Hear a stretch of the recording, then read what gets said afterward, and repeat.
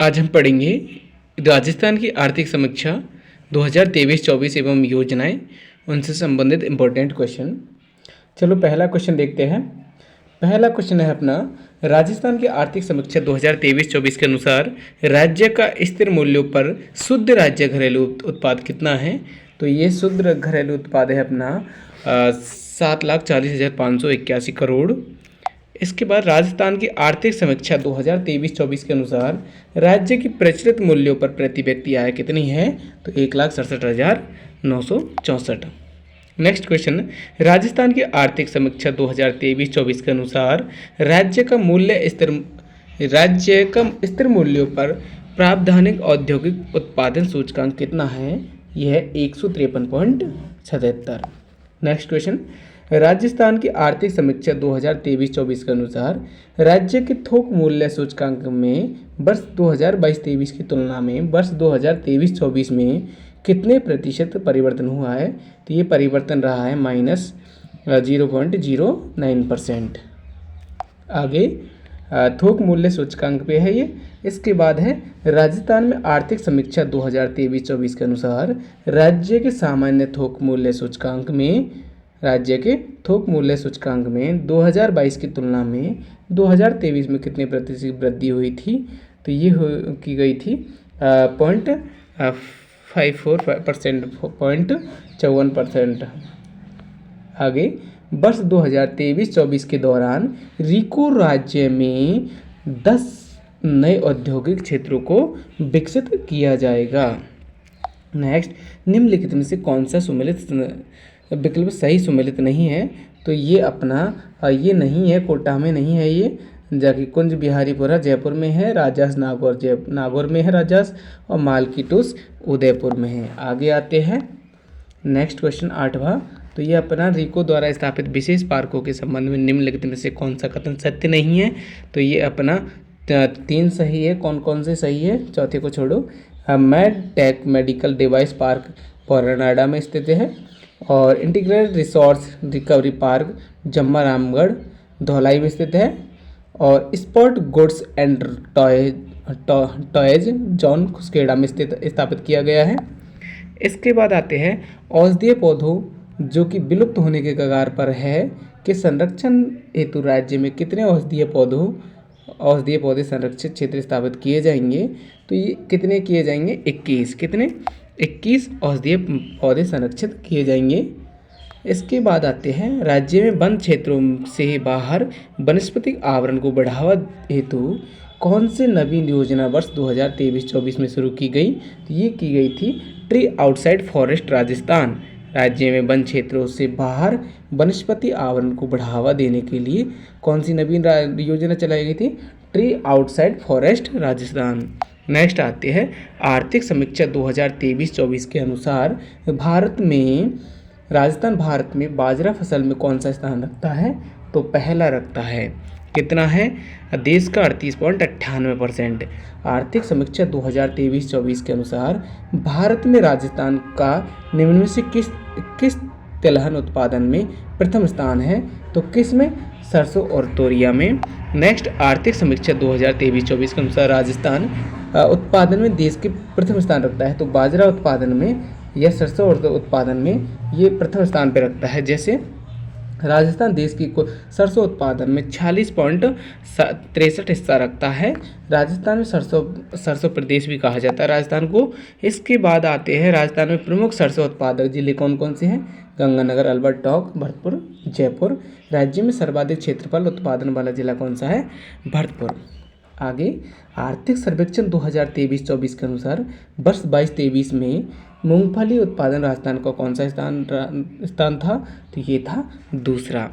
देख लीजिए, राजस्थान देश में दूसरा स्थान रखता है, और देश का 16.83 मूंगफली उत्पादन होता है। राजस्थान में मूंगफली उत्पादन के प्रमुख जिले बीकानेर, जोधपुर, चूरू, जयपुर। इसके बाद राजस्थान में सर्वाधिक क्षेत्रफल व उत्पादन वाला जिला कौन सा है? बीकानेर है। सर्वाधिक कौन सा है? बीकानेर है। मूंगफली उत्पादन में, चना उत्पादन में राजस्थान भारत में स्थान रखता है तृतीय। कौन सा रखता है? तृतीय।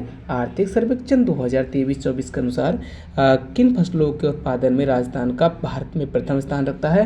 तो ये रखता है सरसों, मूंग, मोठ में। कैसे? क्योंकि बाजरा, मूंग, मोठ और सरसों, तारा मीरा, असली, वो अलसी, ग्वार, इसबगोल कुल तिलहन के उत्पादन में राजस्थान देश में प्रथम स्थान रखता है, जबकि चना, ज्वार, सोयाबीन, अरंडी और कुल दलहन के उत्पादन में राजस्थान तीसरा स्थान रखता है। और राजस्थान पोषक अनाज और मूंगफली उत्पादन में राजस्थान दूसरा स्थान रखता है। राजस्थान में 1980-81 में 2081 से 15 तक के 35 वर्षों के दौरान किस फसल के उत्पादन में सर्वाधिक वृद्धि दिखाई देती है? तो तोरिया और सरसों में। आगे आर्थिक समीक्षा 2023-24 के अनुसार वर्ष 2023-24 में राज्य में खाद्यान्नों के कुल उत्पादन का प्रारंभिक पूर्वानुमान कितना है? तो ये 245.01 लाख मीट्रिक टन है। कितना उत्पादन है? 245.1 लाख मीट्रिक टन है।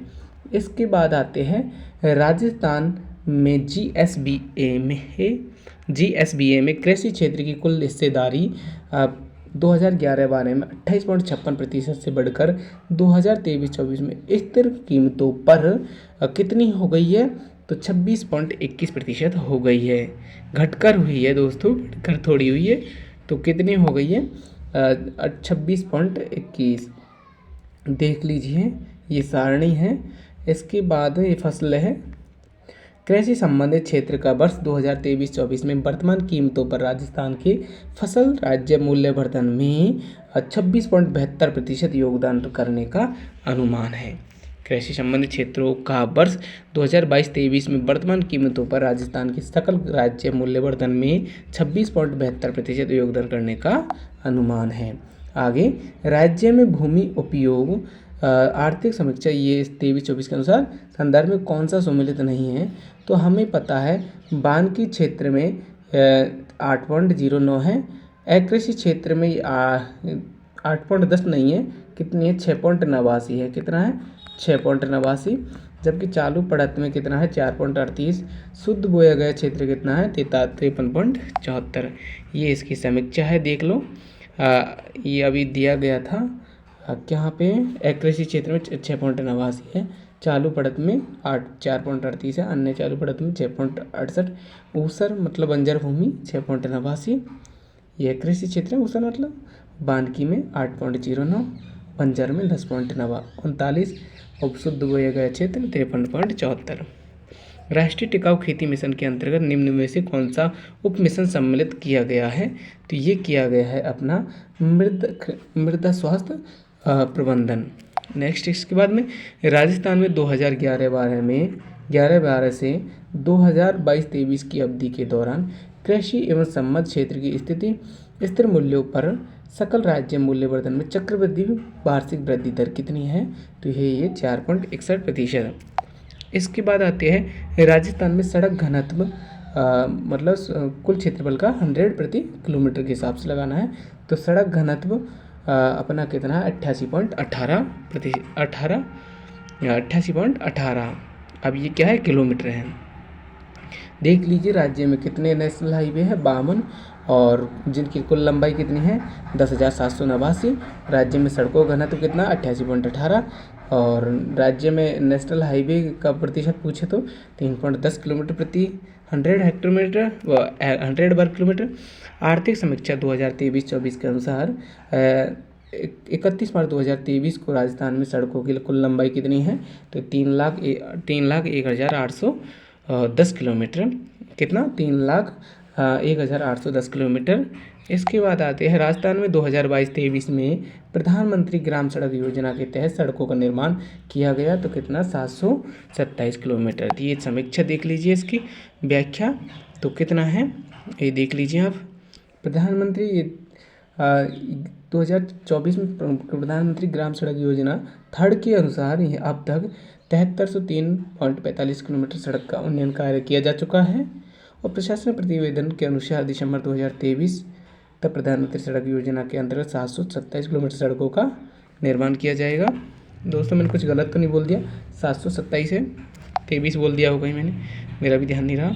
इसके बाद में इसका थोड़ा सा ये और देख लेना, बहुत इंपॉर्टेंट है। ये जो वित्त है वो खर्च करती है पैसा, तो वो सड़कों पर 60% तो केंद्र का होता है, जबकि राज्य का 40% होता है। बहुत इंपॉर्टेंट है ये। पहले 2014-15 से पहले राज्य सरकार केंद्र सरकार ही पूरा लगाती थी, लेकिन अब राज्य सरकार लगाती है 40%। इसके बाद आते हैं 31 मार्च 2022 तक राजस्थान में रेल मार्गों की कुल लंबाई कितनी है, तो 6046 किलोमीटर। रेल मार्गों की कुल लंबाई कितनी है, 6046 किलोमीटर। जो कितना परसेंट है रेलवे का, कितना है, भारतीय रेलवे वार्षिक पुस्तक 2021-22 के अनुसार 2022 के अंत तक भारतीय रेल मार्गों की कुल लंबाई कितनी है, 6046 है, लेकिन कितना परसेंट है, 6.83%। कितना, 6.83%। ये व्याख्या है। मार्च 2024 तक राजस्थान में ऊर्जा की अधिष्ठापित क्षमता कितनी है, तो वह है अपना ये 24,783.64 मेगावाट। ऊर्जा की अधिष्ठापित क्षमता कितनी है, 24,783.64 मेगावाट। आप याद रखिए 24,783। आगे, मुख्यमंत्री निःशुल्क बिजली योजना के संबंध में कौन सा कथन असत्य है, तो इसमें असत्य कथन देख लेते हैं, और बाकी क्या पूछा है, सत्य कथन बताना है। बाकी हम देख लेते हैं असत्य क्वेश्चन कौन सा है, तो इसमें हमारा कौन सा नहीं होगा, बी वाला गलत होगा, नहीं बाकी सब सही होंगे। तो ये गलत है, देख लीजिए। इसकी व्याख्या, मीटर्ड कृषि उपभोक्ता को राज्य सरकार 2000 यूनिट प्रति माह मुफ्त बिजली देगी। इसके बाद इस योजना का लाभ 2023 से शुरू किया गया था, और केंद्र व राज्य के कर्मचारी आयकर देने वाले इस योजना के तहत कृषि उपभोक्ता अनुदान के लिए पात्र नहीं होंगे। नेक्स्ट क्वेश्चन आते हैं। ये इसकी वो है 17 जुलाई 2021 में चालू हुई थी। ठीक, बजट घोषणा 2023-24 में ये बदलाव किए गए, इसमें देख लीजिए। राजस्थान की किस एजेंसी को PM कुसुम योजना के क्रियान्वयन की जिम्मेदारी दी गई, जिसमें 0.5 मेगावाट से, ध्यान रखिए इसको, 0.5 मेगावाट से 2 मेगावाट क्षमता तक के सौर ऊर्जा संयंत्र स्थापित किए जाएंगे। तो किए जाने हैं PM कुसुम योजना के क्रियान्वयन से। कौन से, PM कुसुम योजना के क्रियान्वयन से 0.5 मेगावाट से 2 मेगावाट क्षमता तक के सौर ऊर्जा संयंत्र स्थापित किया जाएंगे। तो ये अपना किसकी सहायता से, राजस्थान अक्षय ऊर्जा निगम लिमिटेड की सहायता से। आगे, सेंट्रल इलेक्ट्रिसिटी अथॉरिटी की रिपोर्ट के अनुसार थर्मल श्रेणी में राजस्थान में निम्न में से किस ऊर्जा का उत्पादन की स्थापित क्षमता सबसे कम है, तो ये अपनी गैस की है, और गैस की है, लेकिन सबसे कम परमाणु की है, परमाणु के बाद गैस की है। परमाणु के लगभग 546 के लगभग। देख लीजिए, अब इसमें व्याख्या में कुछ दिखा रहा था, कितना है, 556, देख लीजिए। कोयला से सबसे ज़्यादा है 8 कितना 11,868, लिग्नाइट से 1580, और गैस से 777, परमाणु से 556, और जब पनबिजली से 1944। तो याद रखिए सबसे कम परमाणु की है, इसके बाद गैस की है, याद रखिएगा। यहाँ पे देख लीजिए, सबसे कम परमाणु की, इसके बाद गैस की 774। आर्थिक समीक्षा 2023-24 के अनुसार मार्च 2024 तक राजस्थान में स्थापित बायोमास ऊर्जा संयंत्र की स्थापना की थी, तो ये की थी 14 की, कितनी 14 बायोमास, कितनी बायोमास 14। देख लीजिए व्याख्या। राज्य में मार्च 2024 तक 128.45 मेगावाट क्षमता के 14 बायोमास संयंत्र स्थापित किए जा चुके हैं, जिसमें 28 मेगावाट क्षमता के संयंत्र 2 संयंत्र होंगे जो बंद कर दिए। वर्तमान में 105 मेगावाट क्षमता के 8 बायोमास संयंत्र की स्थापना का कार्य प्रगति पे है। राजस्थान सरकार 29 सितंबर 2023 को बायोमास एवं बेस्ट टू एनर्जी नीति 2023 जारी की गई। राजस्थान निवेश प्रोत्साहन योजना की अवधि 2022 की अवधि है, तो यह अपना अक्टूबर 2022 से मार्च 2027 तक। इसके बाद आते हैं हम प्रधानमंत्री सूक्ष्म ग्राम उद्योग उन्नयन योजना के एक जिला एक उत्पाद के संदर्भ में निम्नलिखित में से कौन सा सम्मिलित नहीं है, तो अलवर प्याज से संबंधित है, अजमेर गुलाब से, और डूंगरपुर आम से, ये इनसे संबंधित है, जबकि ये नहीं है। ये संबंधित नहीं है, समझ गए होंगे आप। इसके बाद में आते हैं मुख्यमंत्री लघु उद्योग प्रोत्साहन योजना को 2019 में से नोटिफाइड तथा शुरू किया गया था। मुख्यमंत्री लघु उद्योग प्रोत्साहन योजना को 2019 में 19 से नोटिफाइड में शुरू किया गया था, याद रखिएगा 13 दिसंबर 2019 से। इसके बाद मुख्यमंत्री लघु उद्योग प्रोत्साहन योजना का उद्देश्य क्या है, तो ये अपना उद्देश्य है उपक्रमों की स्थापना करना एवं नए रोजगार अवसर उपलब्ध करवाना। आगे चलते हैं। मुख्यमंत्री लघु उद्योग प्रोत्साहन योजना के संबंध में निम्न में से कौन सा सत्य नहीं है, तो केवल सत्य नहीं है। देख लीजिए, इस योजना के अंतर्गत 10 करोड़ रुपए तक का ऋण उपलब्ध कराया जाएगा लघु उद्योग प्रोत्साहन में, और 25 लाख रुपए तक के ऋण पर 8% कितना 8% ब्याज अनुदान दिया जाएगा, और 5 करोड़ रुपए तक पर कितना 6% दिया जाएगा। और जबकि हम देखते हैं 10 करोड़ तक के ऋण पर ये 4% नहीं है, यहाँ पे 5% होना चाहिए। कितना होना चाहिए 5%, तो ये गलत है। इसके बाद में आते हैं, तो कौन सा गलत है आप लगा दिया आपने, ये गलत है। आगे देखते हैं, लघु उपक्रम के लिए प्लांट और मशीनरी में निवेश की सीमा क्या है, तो 1 करोड़ से अधिक व 10 करोड़ तक। लघु उद्योग में लघु उद्यम के लिए प्लांट और मशीनरी में, प्लांट में मतलब ये अपना 1 करोड़ से अधिक नहीं, अधिक 1 करोड़ से अधिक और 10 करोड़ तक कितना प्लांट और मशीनरी में, याद रखिएगा। देख लीजिए थोड़ा सा लघु उद्यम में देख लीजिए, संयंत्र में 10 करोड़ तक और कारोबार में 50 करोड़ तक। सूक्ष्म में देखिए, सूक्ष्म में 1 करोड़ रुपए मतलब जो उपकरण लगाएंगे वो 1 करोड़ से अधिक नहीं, और कारोबार में 5 करोड़ से अधिक नहीं। लघु में एक मशीनरी 10 करोड़ और कारोबार 50 करोड़ तक। मध्यम में मशीनरी में जो निवेश करते हैं 50 करोड़, और जबकि कारोबार कितने का होना चाहिए, लगभग 250 करोड़ तक। राजस्थान के सकल राज्य घरेलू उत्पाद किस क्षेत्र का योगदान सर्वाधिक है, तो हम जानते हैं सेवा क्षेत्र का कितना है 43.95%।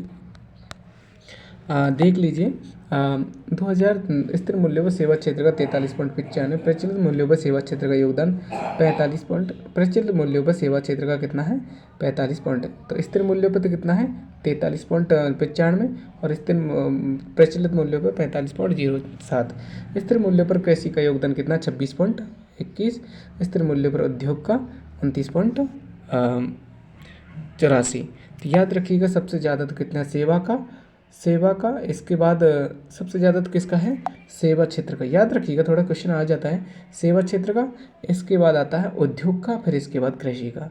तो दूसरे नंबर पर उद्योग, तीसरे नंबर पर कृषि है। इसके बाद चालू कीमतों पर वर्ष 2023-24 में राजस्थान के सकल राज्य मूल्यवर्धन में कृषि क्षेत्र के विभिन्न उप क्षेत्रों के अंशों को सम्मिलित करना है। तो हमें सम्मिलित करना है, चलो सम्मिलित करते हैं। तो अपना सम्मिलित आपको दिखाई दे रहा है या नहीं दिख रहा पता नहीं, अब HD में कर लो थोड़ा सा। फसल है अपना कितना 44.53%, और इसके बाद में आते हैं पशुधन है अपना कितना, पशुधन पे कितने लोग कार्य करते हैं, तो ये अपना है 48 देखिए फसल पर तो अपना कितना है 44.53, पशुधन पे अपना कितना है 48.58। सबसे ज़्यादा तो फसल पे वो पशुधन पे, फिर फसल में। इसके बाद आते हैं अपन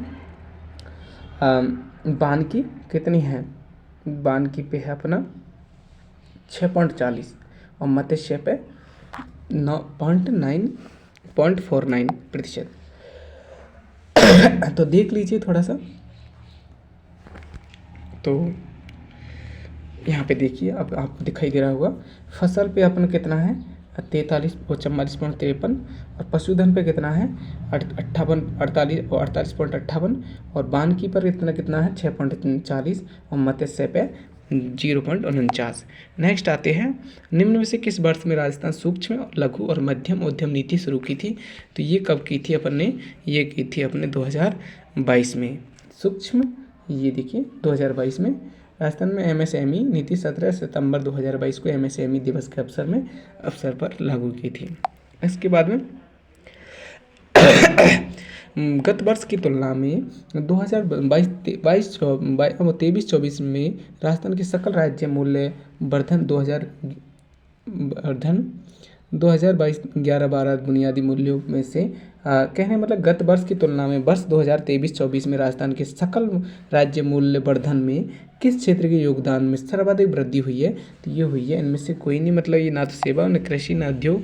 कहने का मतलब क्या है भाई, सॉरी, हाँ ऐसा थोड़ी है। तो ये हुई थी अपनी सेवा क्षेत्र में। किस में हुई थी? सेवा क्षेत्र में। इसके बाद देख लेते हैं थोड़ा सा ये सेवा क्षेत्र में कौन कौन से डिपार्टमेंट आते हैं, आप देख लीजिए, मुझे तो याद है, देख लीजिए। होटल, जलपान, परिवहन, भंडार, संचार, वित्तीय, बीमा, स्थावर संपदा, व्यावसायिक सेवाएं और सामुदायिक, सामाजिक और व्यक्तिगत सेवाएं आदि सम्मिलित है इसमें। वर्ष 2022 में राजस्थान के सेवा क्षेत्र में प्रचलित मूल्यों पर सकल राज्य मूल्यवर्धन किस उपक्रम का योगदान है? तो अपना व्यापार, होटल और संचार। राजस्थान सेवा क्षेत्र के प्रचलित मूल्य पर सकल राज्य मूल्यवर्धन किस उपक्रम का योगदान है? तो व्यापार, होटल एवं संचार, याद रखिएगा, व्यापार, होटल एवं संचार। और आगे राजस्थान की आर्थिक समीक्षा 2023-24 के अनुसार सितंबर 2023 तक राज्य के संगठित क्षेत्र के संस्थानों में कितने लोगों का नियोजन किया गया है?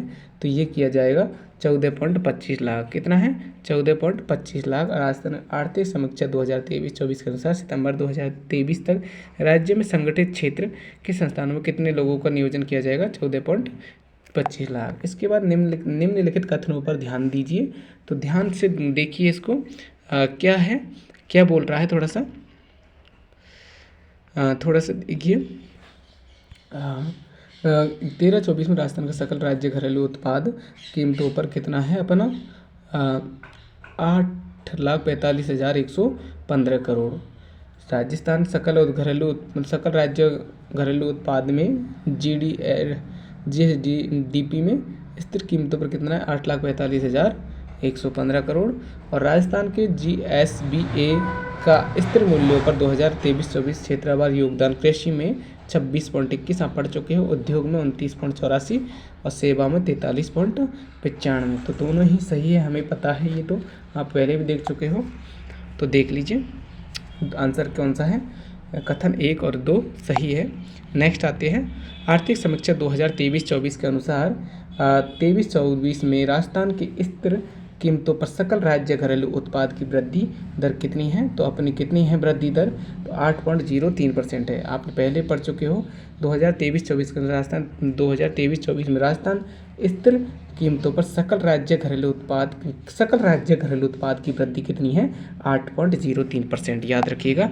इसके बाद श्रम ब्यूरो शिमला सितंबर 2020 में राजस्थान के किन केंद्रों के लिए औद्योगिक श्रमिकों हेतु उपभोक्ता मूल्य सूचकांक जारी करता है?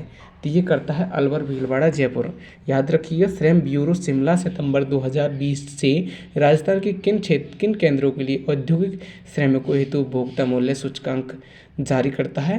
तो ये करता है अलवर, भीलवाड़ा, जयपुर।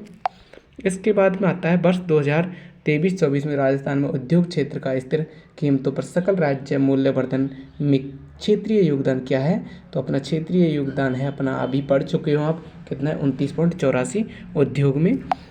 आप थोड़ा सा इतना सा दिमाग लगा दो, उद्योग क्षेत्र में स्थिर कीमतों पर तो कितना है? 29.84, याद है ना आपको? देखिए स्थिर कीमतों पर 29.84, प्रचलित कीमतों पर 28.21।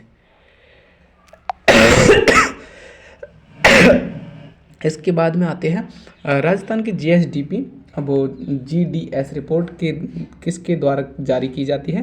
तो आर्थिक और सांख्यिकी निदेशालय के द्वारा की जाती है। देख लीजिए, नोडल विभाग, आयोजन विभाग द्वारा क्रिया, ये देख लीजिए आप। शीर्ष स्थान पर पंचम संस्करण में शीर्ष स्थान पर कौन है? झुंझुनू। इसके बाद अंतिम स्थान पर जैसलमेर में। संपूर्ण राज्य औसत स्कोर कितना है? 59.11। तो अपना प्रथम स्थान पर कौन सा है? झुंझुनू, अंतिम पर जैसलमेर। पहले पे कौन सा है, झुंझुनू, फिर दूसरे पे जैसलमेर। आर्थिक समीक्षा 2023-24 के अनुसार वर्ष 2022-23 की अवधि में राजस्थान राज्य को प्राप्त होने वाली कुल राजस्व प्राप्तियों में निम्न में से कौन सी मद का योगदान सर्वाधिक है। तो कौन से मद का योगदान सर्वाधिक है, देखिए तो ये अपना आपको पहले भी पता है, स्वयं का कर राजस्व, स्वयं का कर राजस्व देख लीजिए, स्वयं का कर राजस्व कितना है, ये है अपना 87,343 करोड़। इसके बाद केंद्रीय करों में हिस्सा, स्वयं का कर में तो 87,347, स्वयं केंद्रीय करों में है अपना 57,231, और केंद्रीय सहायता 29,846, और गैर कर राजस्व कितना 20,564। तो इसके बाद आते हैं, निम्न वाक्यों को ध्यानपूर्वक पढ़िए और आंसर दीजिए। तो कौन सा सत्य है, कौन सा नहीं है। तो आप ध्यान रखिए बस इतना ही कि राजस्थान में स्थिर मूल्यों के 2020 से 2024 तक प्रति माह आय निरंतर बढ़ी है, ऐसा कोई गारंटी नहीं है, इसमें गलत बोल रहा है शायद। यहाँ पे देखिए वर्ष 2023-24 में स्थिर मूल्यों पर राजस्थान की जीएसडीपी वृद्धि दर, भारत की जीडीपी वृद्धि दर 8.15 की अपेक्षा 8.03 है। तो घटी है ना, आपको पता है घटी है, तो यहाँ पे सही बोल रहा है, यहाँ पे गलत बोल रहा है। पहले 8.15 थी, अब कितनी है 8.03। तो आंसर कौन सा होगा, ये। इसके बाद देख लीजिए, मैं आपको बता दिया वर्ष 2023-24 के लिए राजस्थान का सकल राज्य घरेलू उत्पाद वर्तमान मूल्यों पर पूरे देश के सकल घरेलू उत्पाद का लगभग 5.17% है। पूरे देश का राजस्थान कितना है, 5.17। याद रखिएगा, वेरी गुड। बहुत इंपॉर्टेंट क्वेश्चन। राजस्थान सकल राज्य घरेलू उत्पाद वर्तमान मूल्यों पर पूरे देश के सकल घरेलू उत्पाद का कितना है, 5.17%। इसके बाद देख लीजिए, ये प्रसिद्ध मूल्यों पर राजस्थान के जीएसडीपी कितनी है, 15.28 लाख करोड़, जबकि कुल इंडिया की कितनी है 295 करोड़। तो अपने लिए तो कितनी, लगभग 15.5, तो लगभग इंडिया की कितनी है 295.36 लाख करोड़। तो कितना है राज्य, 5.17% पे। इसके बाद 2023-24 में राजस्थान की अर्थव्यवस्था के लिए राज्य के सकल राज्य मूल्य वर्धन में प्रचलित मूल्यों पर तृतीय क्षेत्र की हिस्सेदारी कितनी है। तो अभी आपको बता चुका हूँ कितना है, 45%। निम्न में से कौन सा चयनित वस्तु एवं सेवा के खुदरा मूल्यों के सामान्य स्तर में समय के साथ परिवर्तनों को मापने के लिए निर्मित किया गया है, जिसमें परिवार उपभोग के उद्देश्य से खरीदता है। तो ये है अपना उपभोक्ता मूल्य सूचकांक CPI। इसके बाद आते हैं, प्रत्येक महीने 4 अलग अलग प्रकार के उपभोक्ता मूल्य सूचकांकों का निर्माण किया जा रहा है। श्रम ब्यूरो शिमला निम्नलिखित में से किसको छोड़कर उसमें 3 का निर्माण करता है, उनको जारी करता है। तो ये अपना ग्रामीण और शहरी। नो डाउट दोस्तों, इसमें कोई वो नहीं है दिलचस्पी। राजस्थान सरकार एक जिला एक उत्पाद, इंपॉर्टेंट है ये। योजना के अंतर्गत दूध का संबंध किस जिले से है, तो दूध का है अपना दूध का धौलपुर से, याद रखिएगा। आर्थिक समीक्षा 2023-24 के अनुसार आर्थिक मामलों के सुधार, तो देखिए आवाज़ आ रही थी इसलिए। आर्थिक समीक्षा 2023-24 के अनुसार आर्थिक मामलों के सुधार के लिए सलाह देने हेतु राजस्थान सरकार ने एक संगठन का गठन किया। इस संगठन का नाम क्या है, तो इसका नाम है रीति, Rajasthan institute for transformation and innovation. इसके बाद आते हैं रीति, Rajasthan institute for transformation and innovation. रीति को याद रखिएगा, स्थापना कब हुई थी, 3 मार्च 2024 को। कब हुई थी, 3 मार्च 2024 को। या राजस्थान को एक विकसित राज्य बनाने के लिए एक रोड मैप तैयार करना इसका उद्देश्य है, और रीति का गठन नीति आयोग की तर्ज पर किया गया था। वेरी इंपॉर्टेंट क्वेश्चन है, तो इसको आप इंपॉर्टेंट करिए बिल्कुल। तो Rajasthan institute for transformer and India, इसके अनुसार आर्थिक मामलों के सुधार हेतु सलाह देने हेतु राजस्थान सरकार ने एक संगठन का गठन किया। दोस्तों देखो, हम स्पीड में तो काफ़ी देख सकते हैं, बहुत जल्दी देख सकते हैं। जब आपको याद नहीं होगा जब मतलब क्या रहा है दिखाने का, तो आपको 10 क्वेश्चनों में से मतलब 25 क्वेश्चन माना कि एग्जाम में आए और आपको उनमें से 20 क्वेश्चन आ गए, तो बहुत कुछ है, कोई दिक्कत नहीं। तो आ जाते हैं, राजस्थान के थोक मूल्य सूचकांक का आधार वर्ष कौन सा है, तो है 1999 से 2000। थोक मूल्य सूचकांक का आधार वर्ष, राजस्थान में थोक मूल्य सूचकांक का आधार वर्ष 1900 1999-2000 सम्मिलित वस्तु देख लीजिए 154 है, प्राथमिक वस्तु 75 है, विनिमय 69 है, ईंधन शक्ति उपनिवेशक 10 है, भारांक प्राथमिक वस्तुओं का 33.89 है। और इसके बाद ये आपको मैप देख लीजिए 2023-24 में स्थिति के अनुसार भारत में कच्चे तेल के कुल उत्पादन राजस्थान का कौन सा स्थान है? तो प्रथम स्थान है, नहीं दोस्तों दूसरा स्थान है। कौन सा? दूसरा स्थान है क्योंकि प्रथम महाराष्ट्र का है। किसका है? महाराष्ट्र का है। कच्चे तेल कुल उत्पादन राज्य का योगदान कितना है? 14.95। याद रखिएगा 15% के लगभग। राजस्थान में एक जिला एक उत्पाद की शुरुआत के उद्देश्य के संबंध में निम्न में से कौन सा कथन सत्य है? तो हमें सत्य बताना है बस।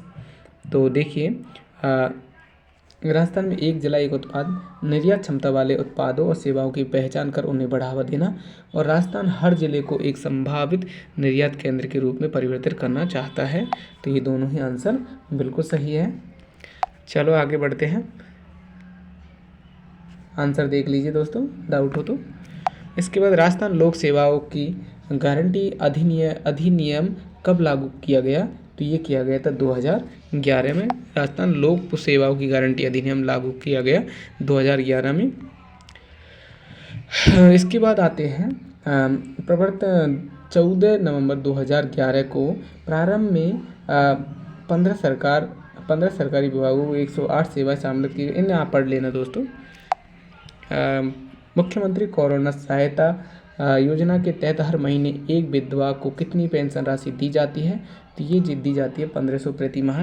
मुख्यमंत्री कोरोना सहायता योजना के तहत हर महीने एक विधवा को कितनी पेंशन दी जाती है? 1500 प्रति माह।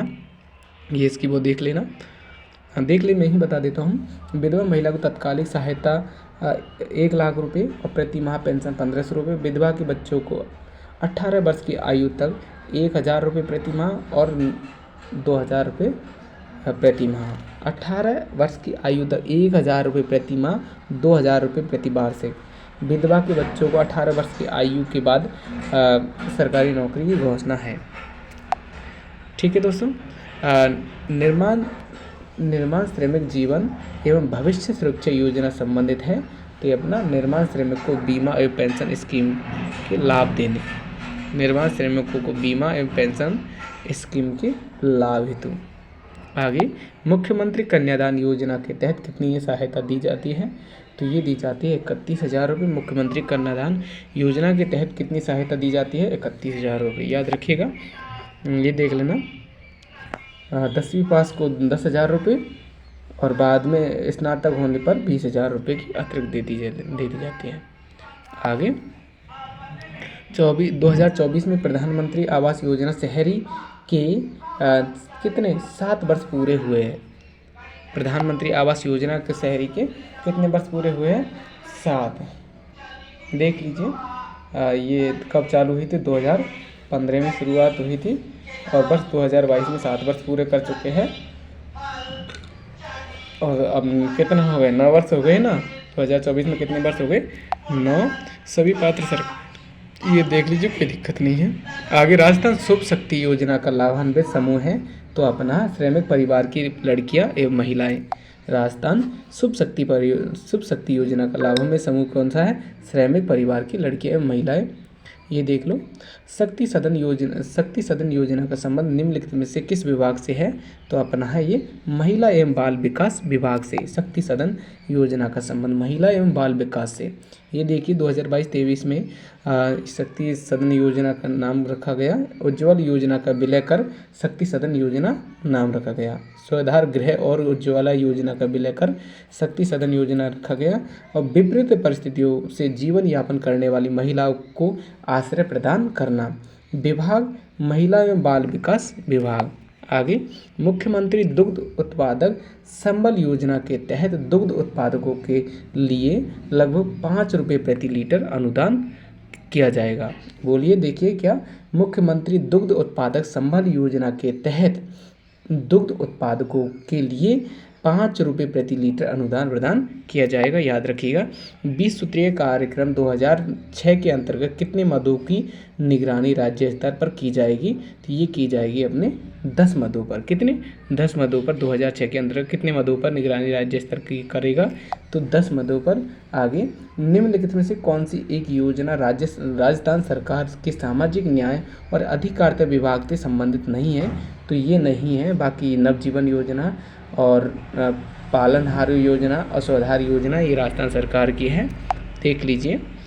अम्बेडकर डीबीटी वाउचर योजना, मुख्यमंत्री कन्यादान योजना, पालनहार योजना, नवजीवन योजना, शक्ति सदन योजना, मुख्यमंत्री कोरोना सहायता योजना, मुख्यमंत्री अनुपूरक कोचिंग योजना और आस्था योजना। शुभ शक्ति योजना को श्रम विभाग संचालित करता है। कौन करता है? श्रम विभाग। आगे आते हैं। राजस्थान में निम्नलिखित में से किस एजेंसी के माध्यम से महिला निधि की स्थापना की गई? तो ये की गई थी राजस्थान ग्रामीण आजीविका विकास परिषद द्वारा। राजस्थान के निम्नलिखित में से किस एजेंसी के माध्यम से महिला निधि की स्थापना की गई? राजस्थान ग्रामीण आजीविका विकास परिषद द्वारा। देख लीजिए, 10 अगस्त 2022 को स्थापना की गई थी इसकी। आगे आते हैं। निम्नलिखित में से राजस्थान ने किस बजट में महिला निधि की घोषणा की? तो ये की थी 2022-23 में महिला निधि की। आगे, निम्नलिखित में से कौन राजस्थान ग्रामीण आजीविका विकास परिषद की अधिकार प्राप्ति समिति का अध्यक्ष है? तो मुख्यमंत्री राजस्थान सरकार। आगे आते हैं। ये इसकी व्याख्या है, आप पढ़ लेना। मुख्यमंत्री वृद्धजन सम्मान पेंशन योजना के संबंध में निम्न में से कथनों पर विचार करना है। तो देख लीजिए थोड़ा सा। तो ये अपना पेंशन का संपूर्ण भार राज्य सरकार द्वारा वहन किया जाएगा। बिल्कुल सही है यही। बाकी दूसरा गलत है, क्योंकि आपको पता है पेंशन कितनी दी जा रही है। ये भी आपको पता है कितना 1150 दी जा रही है। देखिए, ये आपको महिला की उम्र कितना 55 वर्ष, पुरुष की 58 वर्ष, वार्षिक आय 48,000 से कम चाहिए। इसके बाद लाभ 1,000 रुपये प्रति मेंशन। ठीक है। शुभ शक्ति योजना 2022 के अंतर्गत राजस्थान सरकार महिला और बालिकाओं को आत्मनिर्भर एवं सशक्त बनाने के लिए कितना 55,000 रुपये वित्तीय सहायता प्रदान करेगी। शुभ शक्ति योजना में कितनी महिला बालिकाओं को आत्मनिर्भर बनाने के लिए 55,000 रुपये की वित्तीय सहायता प्रदान करेगी। निम्न में से किस श्रेणी के बच्चे पालनहार योजना के अंतर्गत लाभ पाने के पात्र हैं? तो बताना है हमें। तो हमें बताना है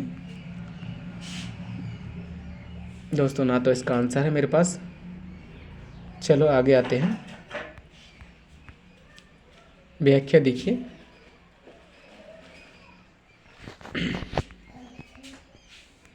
नहीं, आंसर यहीं पे है दोस्तों।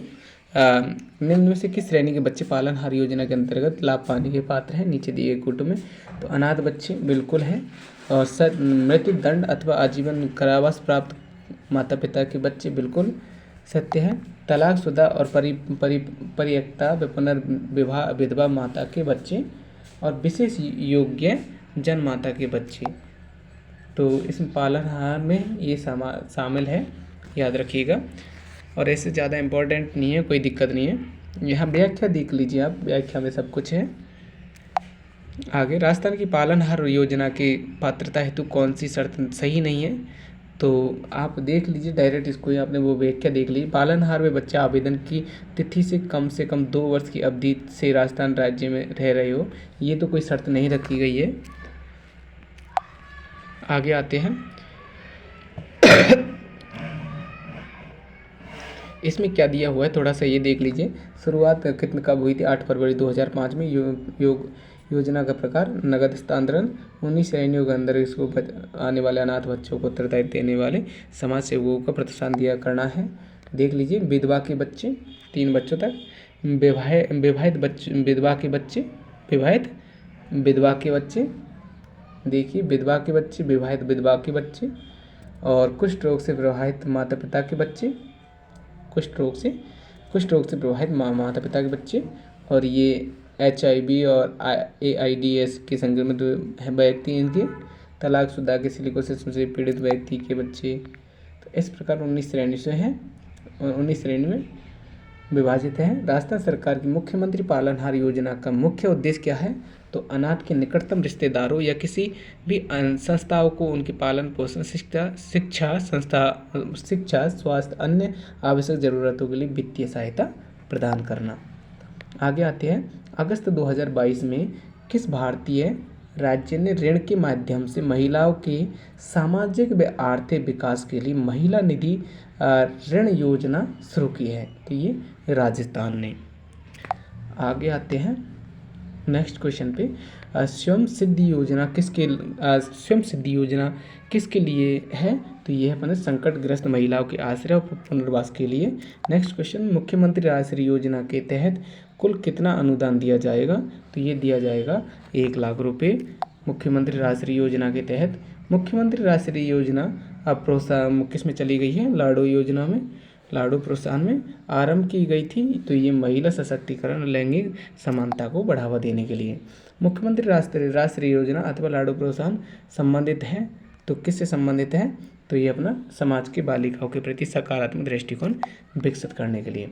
नेक्स्ट क्वेश्चन आते हैं, मुख्यमंत्री लाडो प्रोत्साहन योजना के तहत राजस्थान सरकार राज्य के मूल निवासियों की कन्याओं के जन्म पर 1 लाख रुपए की सेविंग ग्रांट प्रदान करती है। इसके बाद आते हैं, मुख्यमंत्री लाडो प्रोत्साहन योजना 1 सितंबर 2024 का ये रखी गई है। 1 सितंबर 2024 को महिला सशक्तिकरण और लैंगिक समानता को बढ़ावा देना और समाज में बालिकाओं के प्रति सकारात्मक दृष्टिकोण विकसित करना। लाभार्थी राजस्थान राज्य की जून 2016 या उसके बाद जन्म लेने वाली बालिकाएं। परिलाभ 1 लाख रुपए, किस्तें 7। कैसे कैसे आपको पता है। मुख्यमंत्री राजश्री योजना वर्तमान में लाडो प्रोत्साहन योजना इसका नाम हो गया है।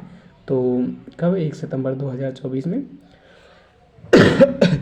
तहत बालिकाओं को राजस्थान राज्य में समृद्ध एवं जिनका जन्म जून 2016 में से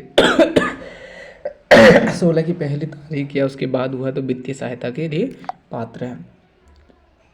निम्नलिखित योजना कौन सी है जो महिला सशक्तिकरण से संबंध नहीं है? तो पालनहार नहीं है, जबकि धनलक्ष्मी समृद्धि योजना, मिशन ग्राम्य शक्ति योजना और विराली योजना ये संबंधित है। आगे, मुख्यमंत्री एकल नारी सम्मान पेंशन योजना में पात्र अभ्यर्थी को प्रति माह अधिकतम देय राशि कितनी है? तो 1500 रुपये। मुख्यमंत्री एकल नारी सम्मान पेंशन योजना में पात्र अभ्यर्थी को प्रति माह अधिकतम देय राशि कितनी है? 1500 रुपये। आगे, राजस्थान की मुख्यमंत्री एकल नारी सम्मान पेंशन योजना किस विभाग के अंतर्गत आती है? ये आती है सामाजिक न्याय और अधिकारिता विभाग के। राजस्थान की मुख्यमंत्री एकल नारी सम्मान पेंशन योजना किससे? सामाजिक न्याय और अधिकारिता विभाग के अंतर्गत आती है। मुख्यमंत्री एकल नारी सम्मान पेंशन योजना निम्न में से संबंधित है? SC/ST वर्ग की महिलाओं को पेंशन। मुख्यमंत्री एकल नारी सम्मान पेंशन योजना SC/ST वर्ग की महिलाओं को पेंशन। आगे आते हैं, इंदिरा गांधी शहरी रोजगार गारंटी योजना के संबंध में निम्नलिखित कथनों पर विचार करना है। तो अपना विचार करना है। यह शहरी इलाकों में निवास करने वाले परिवारों को 125 दिवस के प्रतिवर्ष रोजगार की गारंटी देती है। इंदिरा गांधी शहरी रोजगार योजना के संबंध में क्या है? परिवार को मतलब शहरी इलाकों में निवास करने वाले परिवार को 125 दिवसों के प्रतिवर्ष रोजगार की गारंटी देती है। देख लीजिए, वर्ष 2023-24 में रोजगार के दिनों की 100 थी जो बढ़ाकर 125 कर दी गई है। इस योजना के अंतर्गत 15 दिन के भीतर रोजगार उपलब्ध करवाया जाता है। ठीक है दोस्तों, यहाँ 30 दिवस दिया हुआ है जो गलत है। कितने? 15 दिन के अंदर भीतर रोजगार दिया जाता है। इसके बाद आते हैं, राजस्थान सरकार ने असंगठित क्षेत्र के पंजीकृत सक्रिय श्रमिकों और स्ट्रीट वेंडर्स को किस योजना के तहत आर्थिक राहत पहुंचाने का बड़ा निर्णय लिया है? तो ये अपना चिरंजीवी श्रमिक संबल योजना ने। आगे आते हैं, Indira Gandhi urban employment guarantee योजना शहरी क्षेत्रों में आर्थिक सहारे के लिए निम्नलिखित में से किस योजना के अनुरूप शुरू की गई है? तो ये अपने MNREGA। इसके बाद आते हैं, Indira Gandhi urban credit card योजना के तहत शहरी क्षेत्रों के सड़क विक्रेता, असंगठित सेवा क्षेत्र के युवाओं और बेरोजगारों को 2024-25 के बजट के अनुसार कितनी राशि का ब्याज मुक्त ऋण दिया जाएगा? तो ये अपना 50,000। आगे आते हैं, निम्नलिखित में से कौन सा दीनदयाल उपाध्याय योजना NULM योजना का उद्देश्य है? तो अपना है ये शहरी बेघरों को आश्रय प्रदान करना। दीनदयाल उपाध्याय योजना का NULM योजना का उद्देश्य क्या है? शहरी बेघरों को आश्रय प्रदान करना।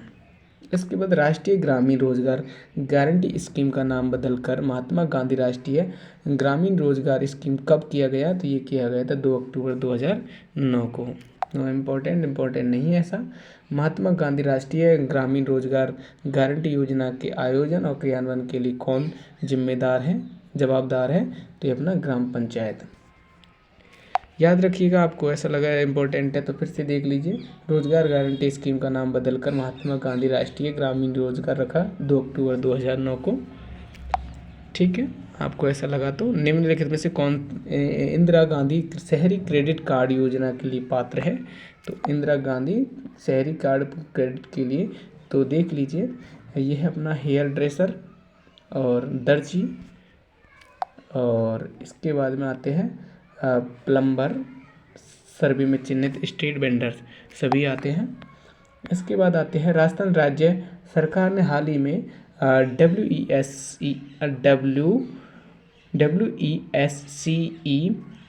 WESCE योजना की घोषणा की को इस परियोजना में 8 साल की अवधि के लिए वित्त पोषित करेगा। तो ये फ्रांसीसी सरकार करेगी।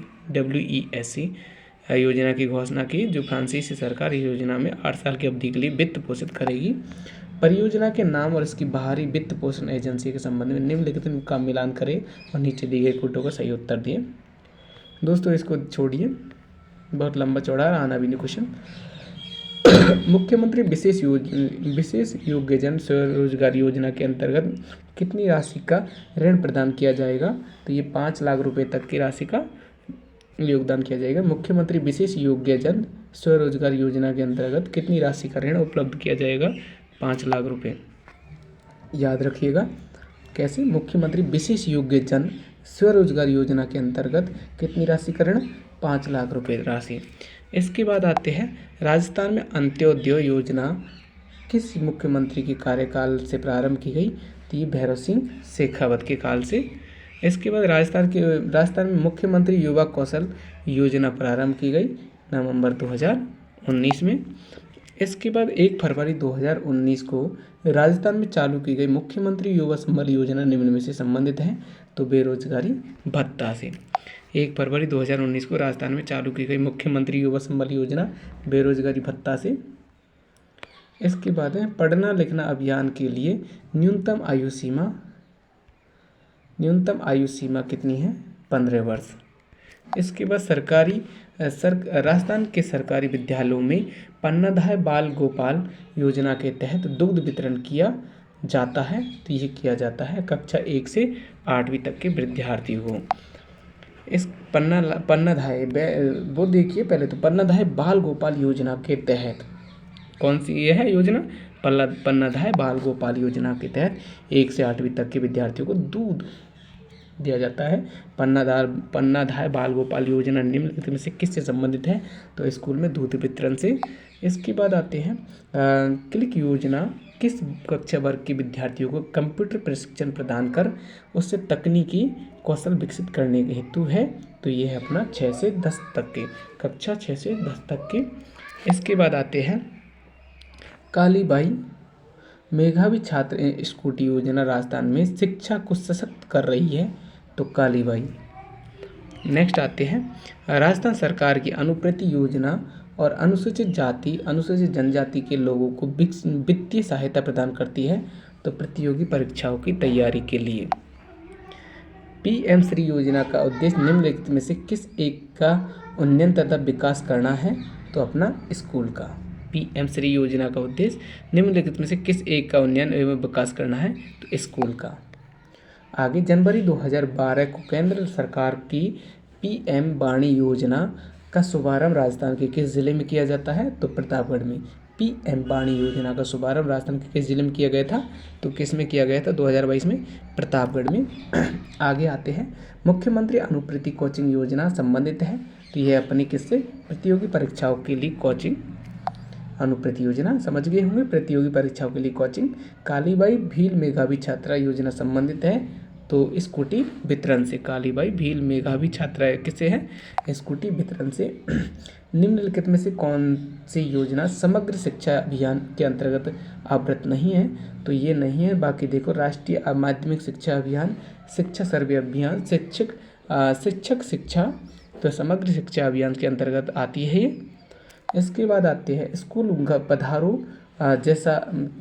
पधारो जैसा ने रे लाडली योजना के अंतर्गत 10 से 18 वर्ष आयु के बालिकाओं को लक्षित किया गया है। राजस्थान सरकार एवं महिला एवं बाल विकास विभाग ने की निम्नलिखित में से कौन सी योजना ड्रॉप आउट लड़कियों को शिक्षित करने के लिए है? तो ये है अपना शिक्षा हेतु योजना।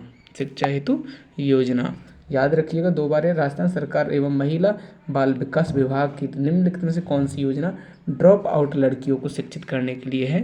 तो शिक्षा हेतु योजना। आगे, राजस्थान राज्य निम्न में से किस श्रेणी के विद्यार्थियों को सिविल सेवा परीक्षा उत्तीर्ण करने एवं राष्ट्रीय स्तर के इंजीनियर मेडिकल कॉलेज में प्रवेश के लिए अनुप्रति योजना के अंतर्गत प्रोत्साहन राशि मिलती है? नीचे दिए गए कूटों का सही उत्तर पहचानिए। तो देखिए, इसमें है अनुसूचित जाति, अनुसूचित जनजाति, विशेष पिछड़ा वर्ग, बिल्कुल सही बात है। अन्य पिछड़ा वर्ग और सामान्य श्रेणी के गरीब रेखा से नीचे, बिल्कुल सही है। और विशेष योग्य जन, जबकि इसमें ये गलत है। अल्पसंख्यक वर्ग मुस्लिम, सिख, क्रिश्चियन, बौद्ध, पारसी एवं जैन, ये गलत है। इसके बाद आते हैं, ज़्यादा पेज नहीं है। निम्न में से किस योजना का मुख्य उद्देश्य गर्भवती एवं धात्री महिलाओं और उनके नन्हे शिशुओं 0 से 6 माह के स्वास्थ्य पोषण की स्थिति में सुधार करने के लिए गर्भावस्था, सुरक्षित प्रसव और स्तनपान की अवधि के दौरान उपयुक्त पद्धति, देखरेख एवं सेवाओं के उपयोग को बढ़ावा देना। तो ये अपना है प्रधानमंत्री मातृवंदना योजना।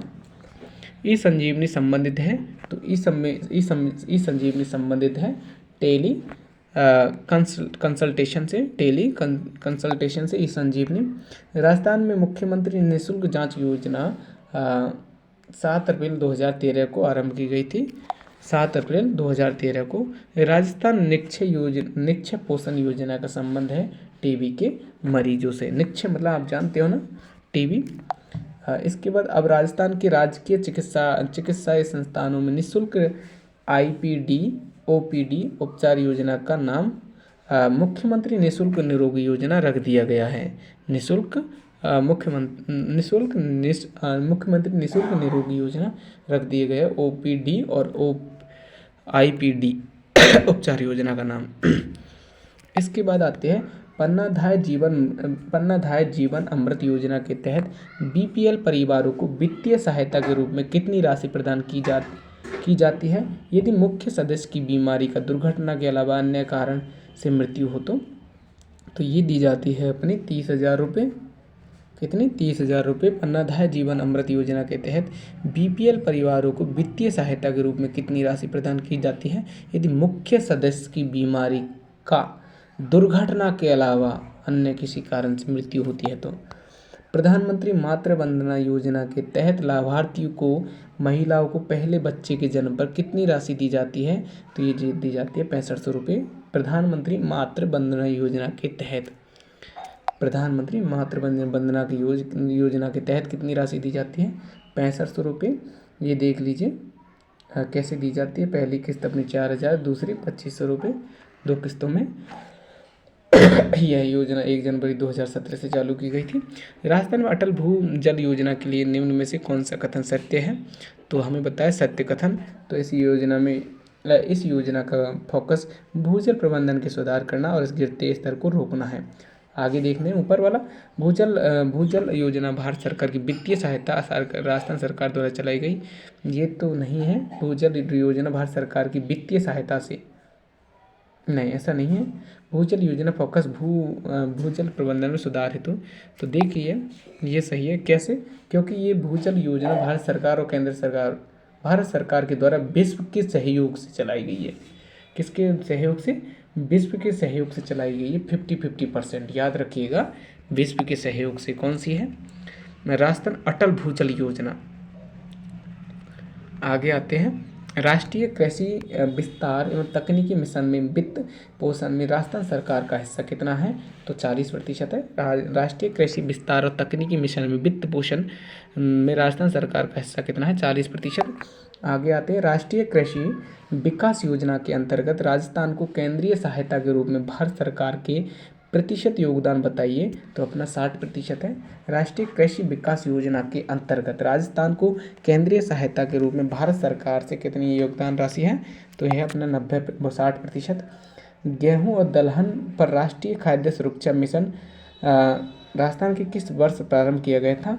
तो 2007-08 में गेहूं और दलहन राष्ट्रीय खाद्य सुरक्षा मिशन। इसके बाद राजस्थान के कृषक उपहार योजना के तहत कितने मूल्य की कृषि उपज के विक्रय पर कृषक को ई कूपन प्राप्त होता है? तो 10,000 रुपये या उससे अधिक की बिक्री पर ई कूपन प्राप्त होता है। राष्ट्रीय कृषि विकास योजना RKBY वर्ष 2007 में आरंभ की गई थी। राष्ट्रीय कृषि विकास योजना कब की गई थी? 2007 में। नेक्स्ट क्वेश्चन आते हैं। राजस्थान में जीवन धारा योजना का संबंध है? तो SC/ST हेतु सिंचाई कुओं के निर्माण से, SC/ST सिंचाई हेतु सिंचाई कुओं के निर्माण से जीवन धारा योजना का संबंध है। इसके बाद राजस्थान कृषि प्रसंस्करण, कृषि व्यवसाय एवं कृषि निर्यात प्रोत्साहन नीति कब प्रारंभ की गई थी? तो 17 दिसंबर 2019 को। कृषि प्रसंस्करण, कृषि व्यवसाय और कृषि निर्यात प्रोत्साहन नीति कब की गई थी? 17 दिसंबर 2019 को। राजीव गांधी कृषक साथी सहायता योजना कृषकों, खेतिहर मजदूरों, हमलों को कृषि विपणन के लिए वित्तीय सहायता प्रदान करती है। नेक्स्ट, राजस्थान कृषि प्रतिस्पर्धा परियोजना का निम्न में से कौन सा उद्देश्य नहीं है? तो ये उद्देश्य नहीं है। जबकि कृषि में उत्पादन और उत्पादकता को बढ़ावा देना, कृषि आय बढ़ावा देना और जलवायु अनुकूलन कृषि को बढ़ावा देना। बैंक ऋण से तो मतलब है ही नहीं है, क्योंकि वित्तीय सहायता, भुगतान के लिए वित्तीय सहायता ये नहीं है। तो ये इसमें 3 सही है, जबकि चौथा गलत है। आगे, राजस्थान में प्रधानमंत्री कृषि सिंचाई योजना का केंद्र और राज्य के बीच में 60% और 40% है अनुपात। आगे, लघु और सीमांत किसानों को पेंशन के उद्देश्य से प्रधानमंत्री किसान मानधन योजना 12 सितंबर 2019 में प्रारंभ की गई थी। आगे, राजस्थान राष्ट्रीय खाद्य सुरक्षा मिशन में किन फसलों को सम्मिलित किया गया? तो ये किया गया था गेहूँ, दालें, मोटे अनाज और व्यापारिक फसलें। नेक्स्ट, राजस्थान में किसानों हेतु कृषि में आसानी के लिए कृषक कल्याण कोष का गठन किया गया 16 दिसंबर 2019 को। तो मिलते हैं दोस्तों अगली वीडियो में। अगले आपको करंट चाहिए तो आप कमेंट करें, और कैसी लगी वीडियो आप बताइए हमें।